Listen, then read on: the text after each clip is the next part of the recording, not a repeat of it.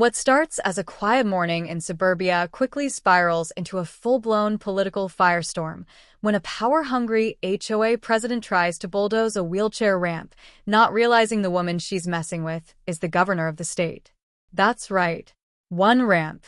One Karen. One epic takedown. From passive-aggressive notices printed in Comic Sans to a full-blown demolition involving her ex-husband's shady landscaping company, Karen Thompson ran her HOA like a petty dictatorship until a teenage tech whiz, a pajama-clad sister, and a hidden live stream blew the lid off her corrupt little empire. And when sirens echoed through Oak Ridge Pines and the governor rolled out of a black SUV in a navy blazer, everything changed. Exposed financial fraud. A fake presidency, a buried favor from the past, and a law that would reshape HOAs forever. This isn't just neighborhood drama.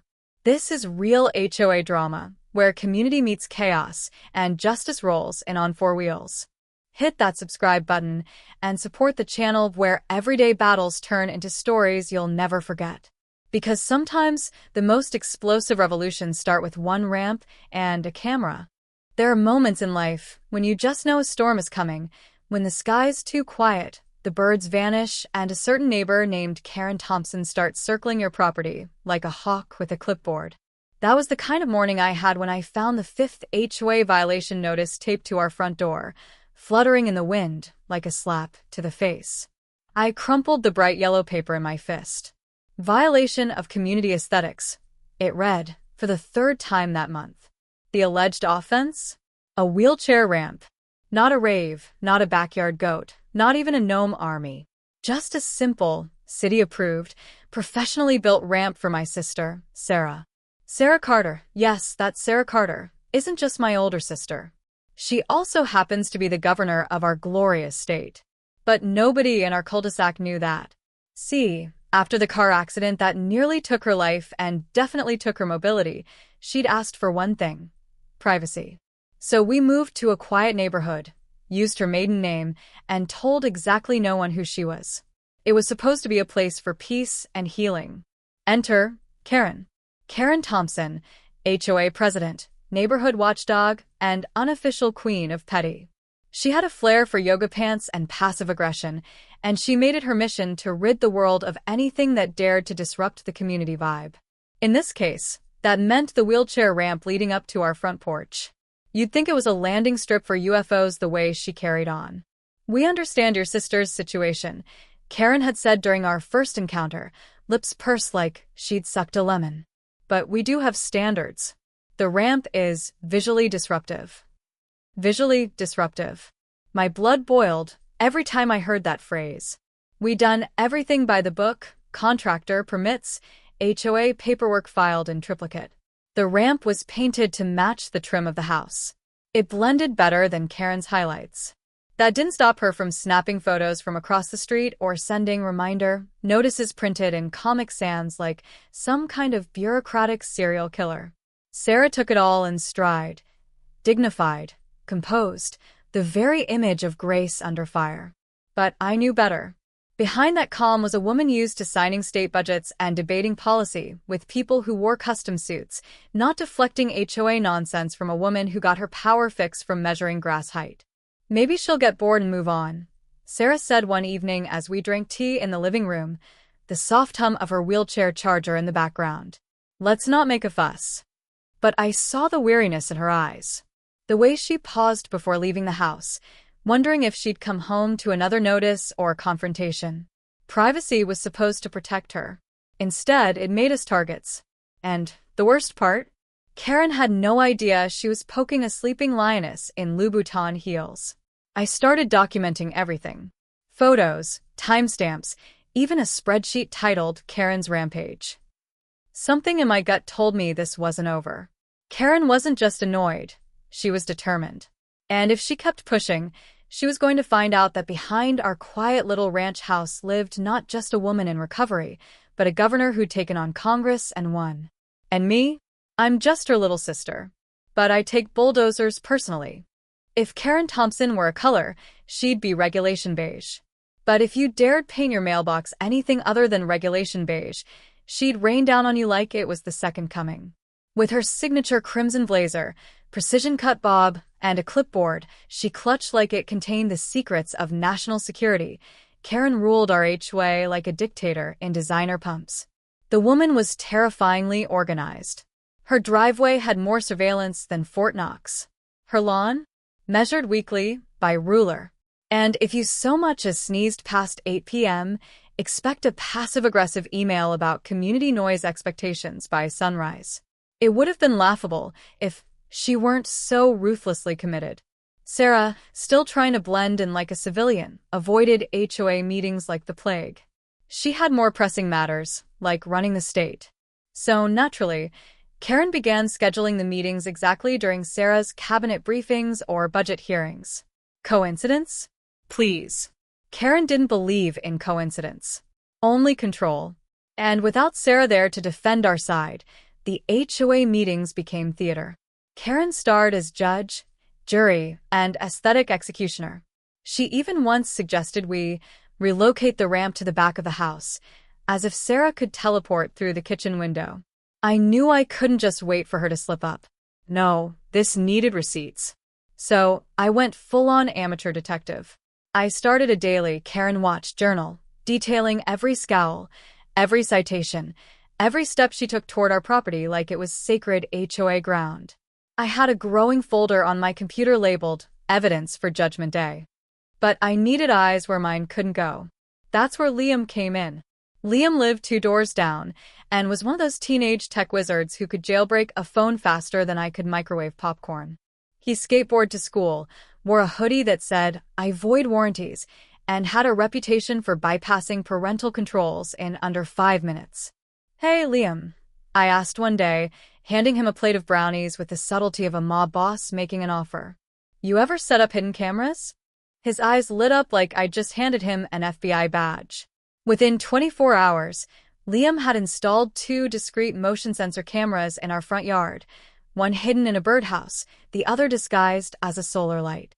The kid even linked them to a cloud server with timestamp footage and live alerts. I was impressed and slightly terrified. "It's all encrypted," he said casually, munching on a brownie. "Even if she's got spyware, she won't sniff this out."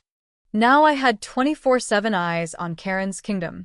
And sure enough, she didn't disappoint. At precisely 6:03 a.m. the next morning, there she was, measuring the incline of our ramp with a tape measure and a level. In heels, like a HOA Navy SEAL. She scribbled something furiously on a yellow legal pad and then strutted back to her home like she'd just discovered uranium. That footage? Archived, backed up, and double-saved on a hard drive labeled Rampaged. Sarah still hoped this would all blow over. She said, "Karen's just someone who needs to feel important." But I knew better. Karen didn't just want importance. She wanted obedience. She wanted to bend the neighborhood to her will, one nitpicky rule at a time. But what she didn't know, what she couldn't have possibly anticipated, was that we weren't just another family with a ramp. We were a sleeping volcano, and she had just started poking it with a very shiny, very red stick. It was just past 6 a.m. when the earth began to rumble beneath our living room. At first, I thought maybe it was an earthquake or a really aggressive garbage truck. But then came the unmistakable clank of steel on pavement, followed by the low growl of an engine that sounded way too serious for suburban landscaping. I pulled back the curtain and froze. There it was. A bulldozer. A full-sized, yellow, metal-jawed monster rolling into our driveway like it was auditioning for Mad Max, HOA Fury Road. And standing proudly beside it, arms crossed, sunglasses on, and sipping from a world's best leader, travel mug, was Karen Thompson. I didn't even have time to put on pants. I grabbed my phone, hit go live, and bolted outside in my fuzzy pajama bottoms and slippers shaped like golden retrievers. "Karen," I yelled, my voice cracking like a middle schooler in choir. "What the hell is this?" She turned, smiling like a cat that just filed a lawsuit against a mouse. "Oh, good morning, Emily," she chirped, waving a stack of papers like a magician about to pull a rabbit out of her HOA bylaws. "We're just proceeding with an emergency code enforcement action. Ramp removal, per board directive." The bulldozer revved. I nearly fainted. This structure, she continued, tapping a paper dramatically, has been in clear violation of Section 4.23 for over 3 months. The board authorized demolition. Notice was sent via certified mail 3 weeks ago. She held up a piece of paper with a suspicious signature. I squinted. That's not Sarah's signature. Karen's smile didn't even flicker. The board considered the matter settled. Settled? With a bulldozer? My hands were shaking, but the live stream was steady. Neighbors began to peek out from their curtains. The rumbling of the bulldozer echoed off the quiet suburban street like a war drum. I knew I had to stall, distract, delay. So I did what any red-blooded American sister would do. I started yelling legal terms I vaguely remembered from Law and Order. This is a violation of the ADA. You can't just bulldoze someone's medical access ramp without a court order. I'm filming everything. The internet is watching. But Karen just smirked like she'd already won an Emmy for Best Villain in a Homeowner Drama. We have full authority, she said. And this eyesore is bringing down property values. Just then my phone buzzed. Liam. Text message. You're gonna want to see this. Within 30 seconds, he was at my side, breathless, his hoodie half-zipped and eyes gleaming like he'd just hacked into the Pentagon. I broke into the HOA email server, he whispered. Check this out. He pulled up an email thread between Karen and a company called Thompson Landscaping LLC. Subject line? Ramp demolition contract. Attached. Invoices, signatures, payment records. Oh my God, I muttered. It's her ex-husband's company. Liam nodded. She hired his company. Through the HOA. With community funds. Total conflict of interest. I could have kissed that kid. Instead, I turned the camera on Karen. Hey Karen, I called sweetly. Wanna tell the internet why the bulldozer has your ex-husband's company name on it? Her face turned the color of overcooked chicken. She opened her mouth, but the bulldozer operator, clearly sensing drama above his pay grade, killed the engine. Silence fell over the street like a courtroom after someone yells objection. Karen recovered just enough to hiss. You don't understand how things work. But she was wrong. We understood exactly how things worked. And this bulldozer? It was about to do more than tear down a ramp. It was going to bulldoze every dirty secret Karen had buried under her HOA throne. Just as the bulldozer blade screeched against the concrete of Sarah's ramp, a sound far more powerful cut through the early morning air, the unmistakable wail of sirens. Red and blue lights flickered across our street like fireworks at a 4th of July parade from hell. 3 black SUVs rounded the corner in formation, followed by 2 state police cruisers and what I swear looked like a Homeland Security vehicle. For a second, even the bulldozer paused, engine idling in awkward silence, like it suddenly realized it was in the wrong neighborhood. Karen turned, squinting at the spectacle like a cat sensing the presence of a vacuum. What on earth? The lead SUV came to a slow, deliberate stop in front of our house. The door opened, and out rolled my sister, Sarah Carter, my ramp-using, tea-drinking, overly modest older sister, wheeled forward with the kind of poise that made grown lobbyists tremble. She was dressed in her tailored navy blue governor's blazer, complete with the gold state seal gleaming proudly on her lapel. Her hair was pulled back into a no-nonsense bun, and her expression said, I'm not mad. I'm about to ruin your entire year. The neighborhood fell dead silent. Even Mr. Jenkins, who once yelled at a squirrel for crossing his lawn too slowly, was holding his breath behind his screen door. Sarah didn't need a microphone. Her voice rang out clear, crisp, and commandingly calm. Mrs. Thompson, she said, addressing Karen like a school principal about to deliver a permanent mark on her record. This became a state matter the moment you authorized the destruction of disability access infrastructure in violation of federal law. Karen blinked. Once. Twice. State matter, she squeaked. Yes, Sarah continued, wheeling closer, her security detail fanning out around her like a presidential parade. This ramp was constructed under state-funded disability recovery protocols. It is registered as state-supported medical infrastructure.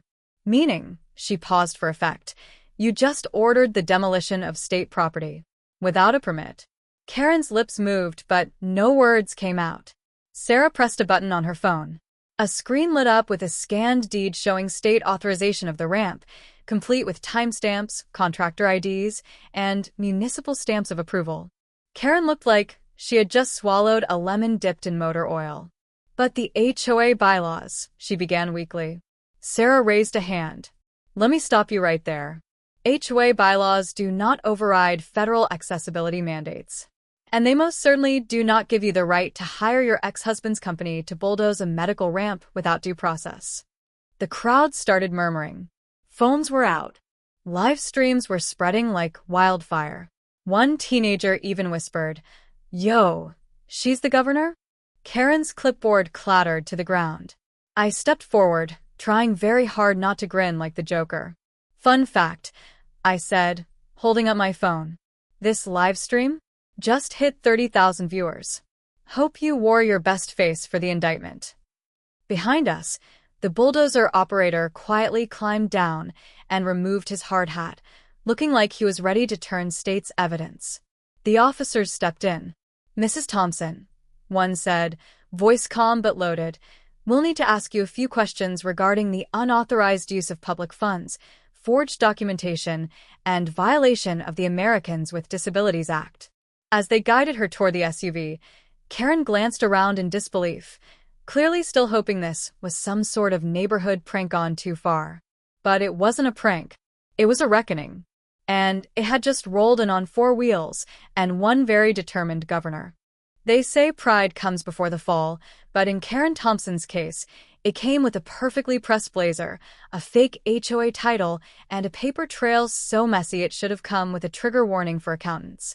As Karen stood frozen in the middle of the street, flanked by police and looking more confused than a cat at a dog show, Sarah adjusted her blazer, rolled forward, and, like a true governor, delivered a press conference right there on our lawn. "We are not only dealing with an illegal demolition of ADA-protected infrastructure," Sarah announced, her voice cutting through the stunned murmurs of neighbors now forming a curious half-circle on the sidewalk. "We are also addressing systemic abuse of power within this homeowners association." The phrase hung in the air like smoke from a legal bonfire. Karen twitched. Sarah held up a manila folder that Liam, God bless his teenage hacker heart, had helped organize the night before. She opened it with the calm confidence of someone who'd once debated 3 senators before breakfast. "This," she said, pulling out the first document, "is a certified financial audit of the Oak Ridge Pines HOA, which shows irregular expenditures for the past 26 months. Among them, nearly $18,000 in community beautification funds, used exclusively on upgrades to one property." Sarah paused. Karen's cue gasps. Sarah continued, flipping to the next page. "These included imported rose bushes, a full kitchen remodel, and my personal favorite, custom French patio doors, to improve neighborhood charm." Karen's mouth opened like she might protest, but only a faint wheeze came out. "And that's not all," Sarah added, her tone shifting from calm to cold steel. "Upon further legal review, we discovered that the current HOA leadership structure is, in fact, non-existent." The crowd blinked. Sarah pulled out one final sheet of paper, the HOA charter itself, dusted off like a relic from the HOA Museum of Forgotten Ethics. "The bylaws require a board election every 2 years," Sarah explained.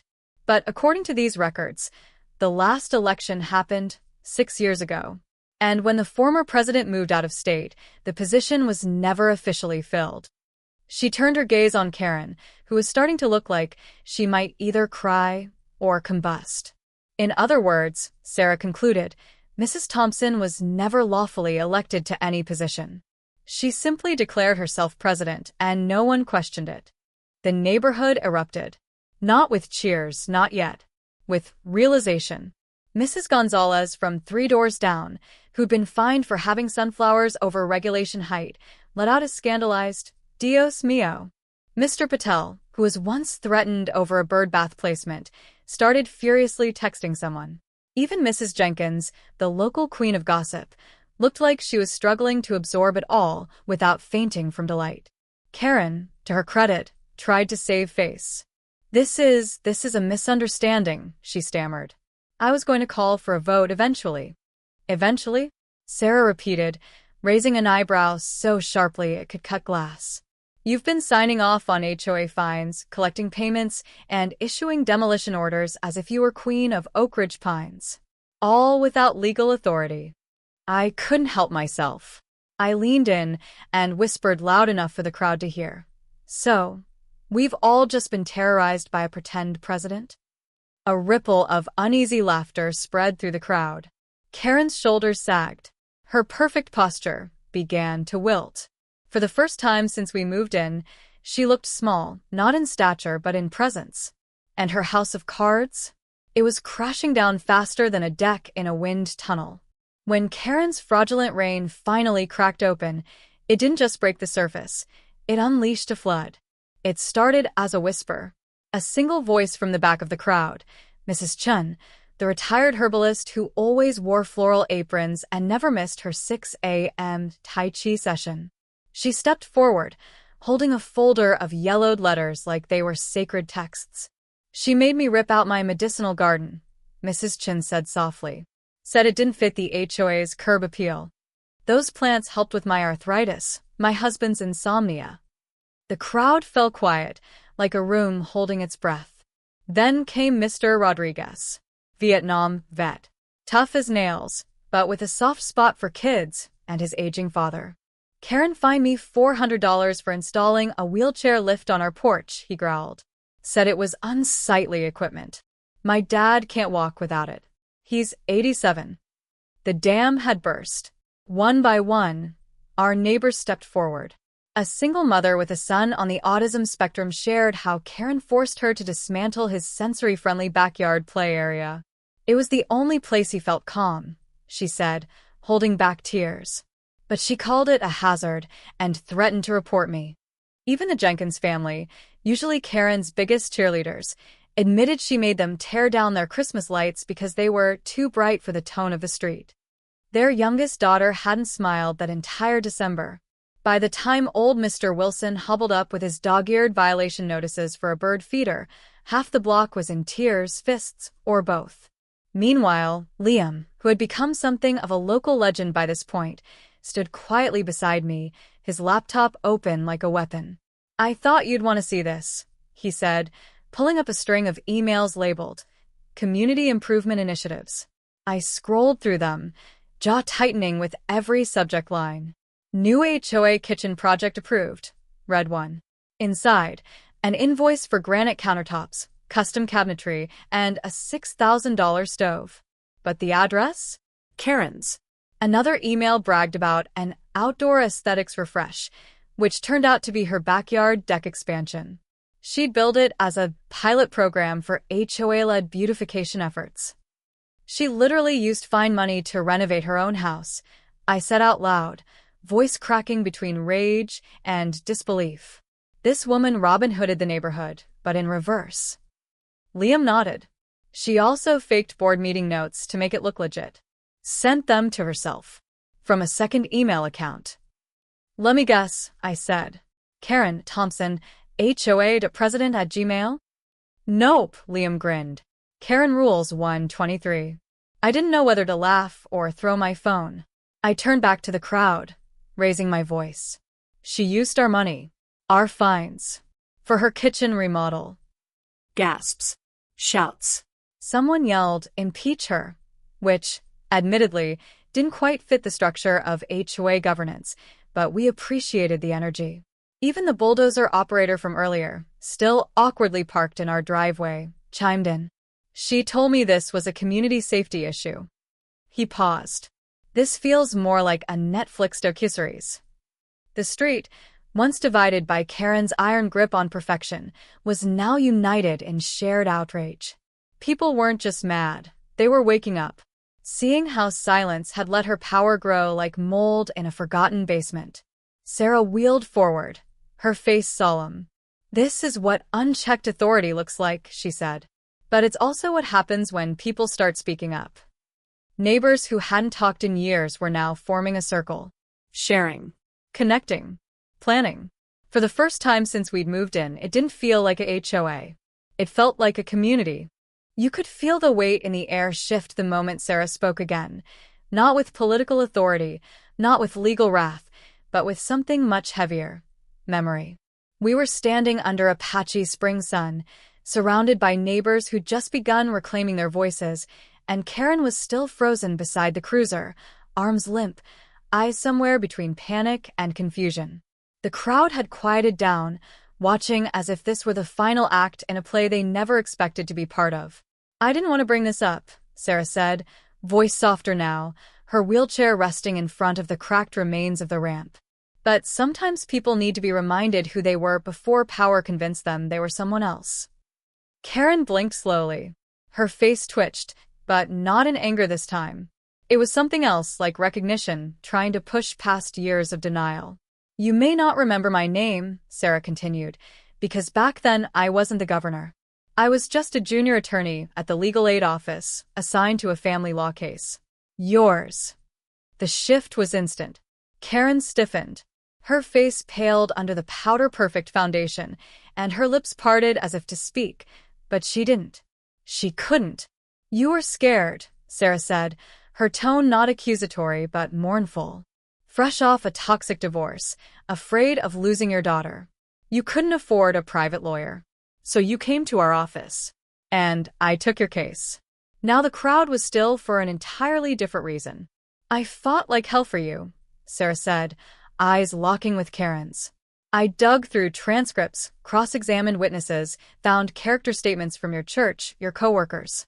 I was the one who made the judge look past your panic and see you as a mother trying her best." Silence. A heavy, stinging silence. "I helped you in custody of your daughter, Karen." Karen's mouth trembled.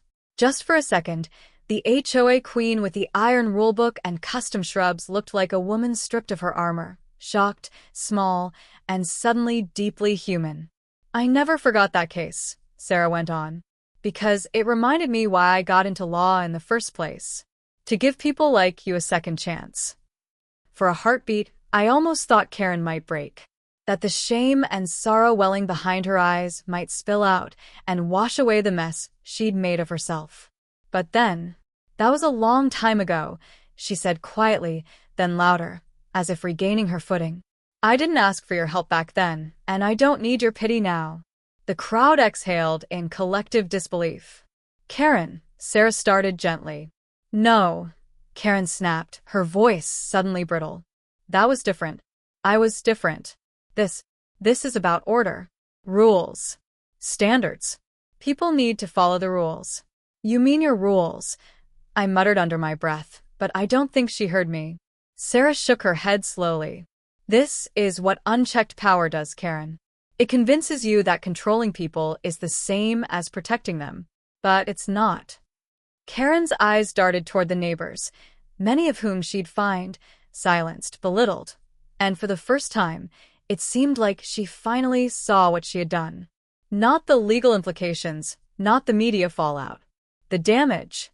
The people she'd hurt. But instead of apologizing, she clung to the last scrap of control she had left. "I was trying to make this neighborhood better," she said weakly. "Someone had to. And you chose fear over compassion," Sarah said gently. "Order over kindness. Control over community." Karen turned away. And with that, the moment passed, the ghost of gratitude drowned in the hunger for control. A haunting reminder that sometimes the worst betrayals don't come from enemies. They come from people we once saved.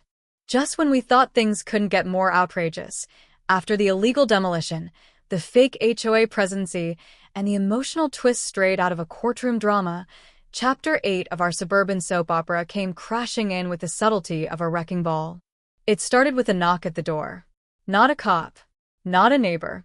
Not even another Karen victim seeking sanctuary. It was Julia Monroe, a sharp-eyed, fast-talking investigative journalist from the Capitol Courier. She wore combat boots, aviators, and a trench coat like she walked straight off a gritty HBO limited series. And when she flashed her press badge, I swear, I heard dramatic background music start playing. "Are you Emily Carter?" she asked. "Depends. If this is about HOA fines, I plead the fifth." She didn't laugh. I've been following your live streams, she said, flipping open a folder. And I think it's time you knew who's really behind all this. What followed was a story so twisted, so politically charged, it made everything we'd been through feel like the opening act of something much darker. Turns out, Karen Thompson wasn't just a power-hungry lawn dictator on a cul-de-sac crusade. She was a pawn, and the person moving her across the board was none other than Senator Mark Delaney. The name hit like a punch to the gut. Delaney. The same Delaney who had run against Sarah in the last gubernatorial election. The same man who'd lost by a humiliating margin, especially after Sarah publicly dismantled his education reform plan on live TV. The man who'd vowed to never be outmaneuvered again. Julia pulled out documents, emails between Karen and Delaney's office. Most of them thinly veiled, phrases like community realignment strategy and soft destabilization of image. But one email? It was explicit.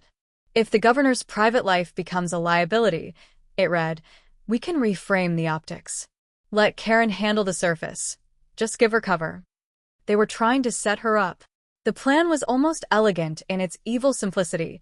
Take a freshly disabled governor, place her in an HOA run by a loyalist, provoke her into using her authority to fight back, then frame it all as abuse of power. A scandal tailor-made for election season. Only they hadn't counted on two things. 1. That Sarah wouldn't take the bait. 2. That her little sister would film everything and unleash it on the internet like digital wildfire. Within hours of Julia's exposé hitting the Courier's homepage, the media floodgates burst. News vans crowded our street. Reporters live-streamed from our lawn. Headlines screamed across every channel. HOA war turns political. Governor's ramp scandal exposes deep state manipulation. Delaney's secret plot. Did a senator weaponize a neighborhood? From suburbia to Senate scandal. The Karen connection. Even late-night talk shows jumped in. Looks like someone just got bulldozed, and it wasn't just the ramp. One host quipped, earning a roar of applause from the studio audience. Sarah, meanwhile, handled it like the pro she was. Cool, composed, and full of quiet fire. At a hastily called press conference, this time at the state capitol, she stood beneath the seal of the governor's office and said, this wasn't about a ramp. This was about intimidation, manipulation, and the erosion of democratic trust. And we are not going to let that slide. By then, Karen had gone radio silent. Delaney, however, doubled down, calling the scandal an unfortunate misunderstanding blown out of proportion by media hysteria. But no one was buying it. What began as a petty HOA dispute had now evolved into a full-blown political firestorm. Senate ethics committees launched inquiries. Advocacy groups rallied. Sarah's approval ratings soared. As for me, well, I just made another pot of coffee, opened a fresh bag of popcorn, and hit record. Because this story? Oh, it wasn't over yet. If Chapter 8 cracked the dam, Chapter 9 was the flood. And Sarah? She wasn't just riding the wave, she was surfing it straight to the Capitol steps. Within a week of the political scandal exploding across every major network, Sarah did what Sarah always does when the stakes are high. She turned pain into policy. Standing in front of the cameras, this time with a rebuilt ramp gleaming behind her and dozens of neighbors gathered around, she delivered the kind of speech that makes history books and halts HOA board meetings mid-sentence. We've seen what happens when homeowners associations operate unchecked, she began, voice steady, calm, but carrying the unmistakable weight of enough is enough. When rules are used as weapons, when control masquerades as community care, that ends today. A ripple ran through the crowd. That's why I'm drafting a new piece of legislation, the Right to Home Happiness Act, she continued. This bill will protect residents from HOA overreach, ensure transparency in board elections, and enforce strict penalties for discriminatory or retaliatory actions disguised as policy. The crowd roared. Even Karen's old allies, the ones who once snuck around reporting grass height violations, stood among us, clapping like they'd just been liberated from a petty dictatorship. And, in a way, they had. Meanwhile, not one to accept defeat gracefully, Karen attempted one last Hail Mary. She called for an emergency HOA meeting at the community center to, in her words, address the unfair and one-sided media portrayal of recent events. She booked the whole hall. Only 2 people showed up. One was her dog walker. The other had just come for the free coffee. The room, once her kingdom, echoed with emptiness. The projector flickered. The PowerPoint title, Restoring Our HOA Integrity, floated in silence as Karen stood alone at the podium, clutching her rulebook like it could somehow protect her from what was coming next. And, oh, did it come fast? Because later that same day, a public records request, submitted by none other than our teenage tech wizard Liam, finally came through. It confirmed what we'd suspected ever since the bulldozer incident. The demolition company Karen had hired? Thompson Landscaping, LLC. Owned by her ex-husband. Operated under a contract signed by herself, using HOA funds earmarked for sidewalk repair. We didn't even have to say anything. The moment Karen's attorney saw the documents, she slowly removed her glasses, stood up, and walked out of the room. "I don't represent fraud," she muttered on her way out. "Best of luck, Karen." You could have heard a pin drop. The next day, a formal motion was filed to dissolve the current HOA board, pending investigation. Karen was placed on administrative leave from any decision-making authority, a fancy way of saying, sit down, shut up, and stop pretending you're in charge. And Sarah? She was on a roll. In every interview, she pushed the message, this isn't just about our neighborhood. This is about every neighborhood. Every veteran fined for a wheelchair ramp. Every parent told their autistic child's playground was too loud. Every grandparent who was bullied over a garden gnome. We're not just passing a bill. We're reclaiming dignity. Neighbors who'd never spoken before now waved in the mornings. People stopped whispering and started organizing. Our street had become something it hadn't been in years. Alive. As for me, I changed the name of our HOA group chat from Oak Ridge Pines Community Notices to the People's HOA. And this time, nobody objected. Karen's reign was over. But the movement? It had just begun. Karen left Oak Ridge Pines the same way she ran it, quietly, early in the morning, and without telling anyone. One moment her prized rose bushes were still lining her perfect front yard, trimmed like soldiers at attention.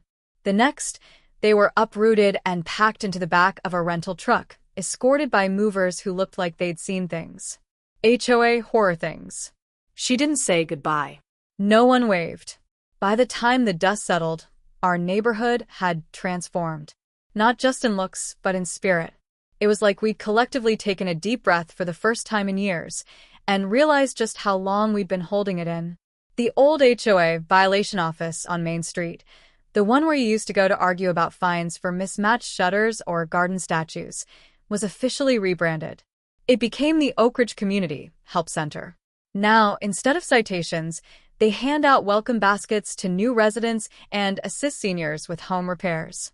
The place even smells like cookies and hope. And the ramp? Oh, the ramp. It wasn't just rebuilt. It was reborn. A group of local artists came together to paint it with swirling murals, butterflies, vines, stars, and community quotes in vibrant blues and golds. At night, soft LED lights traced the edges, casting a warm glow across the sidewalk like a landing strip for compassion. Kids actually hang out near it now. Some even leave little notes tucked in the corners. Thank you for fighting for us. It's not just a ramp anymore. It's a monument to resilience. And Liam, our hoodie-wearing, Mountain Dew-fueled IT wizard, he got a full ride to a top university. A tech startup even offered him an internship before he graduated high school. The headline in the local paper read, "Teen hacker who exposed HOA corruption gets scholarship, still can't do laundry." He framed it. As for me, Emily Carter, former Randy sister, full-time HOA whistleblower, I never saw it coming. 1 week after the governor's press tour ended, I got a call from the State Department of Housing. They wanted me to head up a brand new office, the State Office of Homeowner Protection. So, basically, I said, blinking at the offer letter, you want me to Karen-proof the rest of the state? Exactly, the official said. We think you're uniquely qualified. I accepted. My first act? rewriting training materials to include a section titled Red Flags and Blazers: How to Spot a Power-Drunk HOA President. And Sarah? She didn't slow down for a second. While others might have used the ordeal to boost their image, she used it to change the game. She continued pushing the Right to Home Happiness Act, rallying bipartisan support, turning quiet neighborhoods into platforms for justice and inclusion. In fact, the legislation passed unanimously within the year. The day it was signed into law, Sarah wheeled back onto that same ramp, this time with TV cameras, reporters, and dozens of neighbors beside her. She looked at all of us, smiled, and said, "This all started with one ramp, one rule, one voice that said, 'Enough. Look where we are now.'" And you know what? She was right.